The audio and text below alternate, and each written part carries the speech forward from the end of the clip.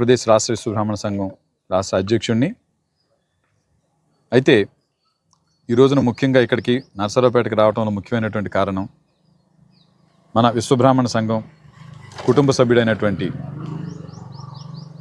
పూర్ణాచారి గారు, చేకూరి పూర్ణాందాచారి గారు, ఆయనకి జరిగినటువంటి ఒక అన్యాయం అనేటువంటి విషయంలో దాని గురించి ఇక్కడ మాట్లాడటానికి రావడం జరిగింది. ఈ పూర్ణాచారి గారు ఒక గోల్డ్ అప్రైజర్గా పనిచేస్తూ ఉన్నారు.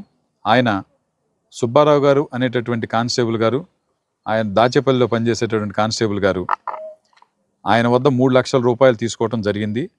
ఆ 3 లక్షలు కూడా ఆయన చాలా రోజుకు 3,000 రూపాయలు వడ్డీ చొప్పున ఆయన ఇవ్వటం జరిగింది.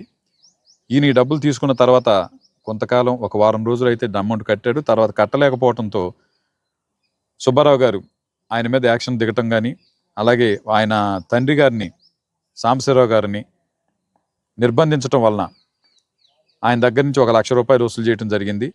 ఆ తదుపరి జరిగినటువంటి సంఘటనలో ఈయన పనిచేసినటువంటి బ్యాంకు కూడా సుబ్బారావు గారు వెళ్ళి మొన్న జనవరి 25వ తారీఖున ముందు జరిగినటువంటి సంఘటనలో అక్కడికి వెళ్ళి ఆయన్ని అక్కడి నుంచి బ్యాంక్ దగ్గర నుంచి కూడా తీసుకెళ్లటం అనేది జరిగింది.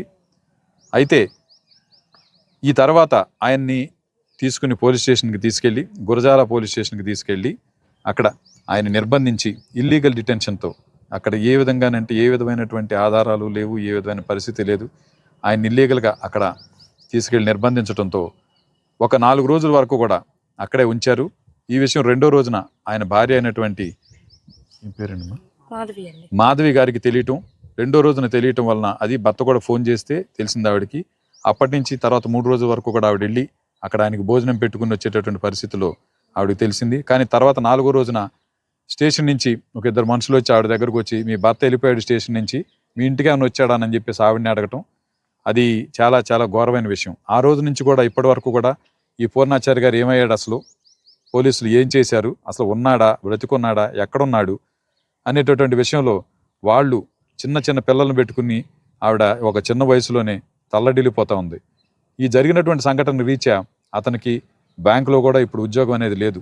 బ్యాంకులో కూడా అతను కంటిన్యూ చేసుకోలేని పరిస్థితిలో బ్యాంక్ ఉద్యోగం కూడా అతనికి పోయింది. కాబట్టి ఇటువంటి పరిస్థితుల్లో అసలు మనిషిని ఏ రకంగా తీసుకెళ్ళి వీళ్ళు ఈ కానిస్టేబుల్ సుబ్బారావు గారు ఇబ్బంది పెట్టి అతన్ని ఉన్నాడా లేడా అనేటటువంటి పరిస్థితిలో చేశాడని చెప్పేసి దీంట్లో ఇది చాలా ఘోరంగా మేము అందరం కూడా భావిస్తూ ఈ సంఘటన మా రాష్ట్ర విశ్వబ్రాహ్మణ సంఘం దృష్టికి రావటం, ఇక్కడికి మా జిల్లా అధ్యక్షులైనటువంటి వాసు గారు మా దృష్టికి తీసుకుని వచ్చారు. అలాగే ఈ విషయంలో అప్పటి నుంచి కూడా అక్కడ సిఐ గారితో మాట్లాడటం కానీ, అలాగే డిఎస్పీ గారి దృష్టికి ఈ విషయం తీసుకెళ్లటం కానీ, అందరి దృష్టికి ఈ విషయం తీసుకురావడంలో కానీ మా లాయర్లు అయినటువంటి శివ గారు కానీ, కోటేశ్వరరావు గారు కానీ, అలాగే మాకు ఇక్కడ మండల అధ్యక్షులైనటువంటి వెంకటేశ్వరరావు గారు అందరూ కూడా సహాయ సహకారాలు అందించారు. అయితే మేము కోరుకునేది అయితే ఒకటండి, ఇప్పుడు ఈ విషయంలో మాకు న్యాయం జరగాలి అనేటటువంటి విషయం గురించి మేము ఈ రోజున గౌరవనీయులైనటువంటి ఎస్పీ గారిని, కలెక్టర్ గారిని కూడా ఇక్కడ కలవటం జరిగింది. మేము కలిసిన పిమ్మట మాకు వారు ఎంతో భరోసాతో కలెక్టర్ గారు కానీ, ఎస్పీ గారు కానీ మాకు చక్కని హామీగా ఇచ్చి తప్పకుండా ఆ అమ్మాయికి న్యాయం జరిగేటట్టు చూసి అతను ఎక్కడున్నాడనేటువంటి విషయాన్ని అతి త్వరలోనే మేము ట్రేస్ అవుట్ చేసి మీకు అప్పచెప్తాము. అలాగే అతనికి న్యాయం జరిగేటట్టుగా మేము చేస్తాము అని చెప్పేసి వారు ఇచ్చినటువంటి భరోసా అనేది మేము అప్పటికీ కూడా వారికి రుణపడతాము. అలాగే వారు త్వరలో ఈ అమ్మాయికి, వారి కుటుంబానికి కూడా న్యాయం చేయాలని చెప్పేసి మేము కోరుకుంటూ ఉన్నాం.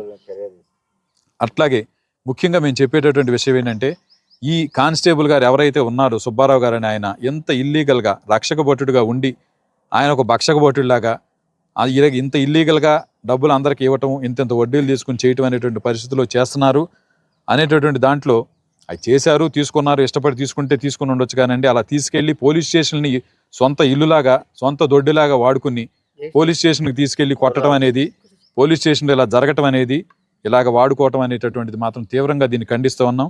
అటువంటి సుబ్బారావు గారు ఇలాంటి పరిస్థితులు ఇంకొకరు ఎవరికి కల్పించకుండా ఉండేటట్టుగా అతని మీద తగినటువంటి చర్యలు తీసుకోవాలని మేము ఎస్పీ గారిని కానీ, కలెక్టర్ గారిని కానీ మేము ఈ సందర్భంగా మేము కోరుకుంటూ ఉన్నామండి. ఇది గురజాల స్టేషన్కి తీసుకెళ్ళడం జరిగింది. స్టేషన్ ఆఫీసర్కి ఇంటిమేషన్ అసలు ఎవరికి ఇంటిమేషన్ లేదండి. అక్కడ వెళ్ళి మా వాళ్ళు వెళ్ళి ఇంటిమేషన్ ఇచ్చారు, అక్కడ స్టేషన్ ఆఫీసర్ గారికి ఇంటిమేషన్ ఇచ్చారు. ఆయన అయితే మేము తప్పకుండా ఈ విషయం గురించి చర్య తీసుకుంటాం, ఈ విషయం ఏంటో కనుక్కుంటామని చెప్పారు. అలాగే డిఎస్పీ గారి దృష్టికి తీసుకెళ్తే ఆయన కూడా ముందు కనుక్కుంటామని చెప్పి, తర్వాత మేము కనుక్కునే పరిస్థితి లేదు, మీరు సివిల్ పరంగా క్రిమినల్ పరంగా మీరు ఏం సిఎఫ్ఆర్ చేసుకుంటారు ఏంటనే పరిస్థితులు కూడా చెప్పడం జరిగింది ఆయన. మరి అయితే ఈ పరిస్థితుల నుంచి మాకు న్యాయం జరగలేదనే విషయం మీద మేము వచ్చి ఇక్కడ కలెక్టర్ గారిని కానీ మనం ఇక్కడ ఎస్పీ గారిని కానీ కలవటం అనేది మనం జరిగింది.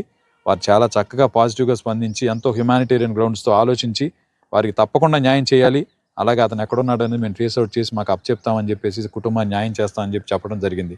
కాబట్టి వారికి మేమైతే ధన్యవాదాలు తెలియజేసుకుంటా ఉన్నాం అండి. మీడియా మిత్రుల ద్వారా ఈ విషయం అయితే అందరికీ కూడా ఒక కనువిప్పు కావాలి. ఎట్టి పరిస్థితులు ఎలా ఎంతెంత ఇంట్రెస్ట్లతో లోన్లు డబ్బు తీసుకునే వాళ్ళకి కానీ డబ్బు ఇచ్చే వాళ్ళకి కానీ వాళ్ళందరికీ కనువిప్పు కలిగేటట్టుగా చేయాలని చెప్పేసి మేము కోరుకుంటూ ఉన్నామండి.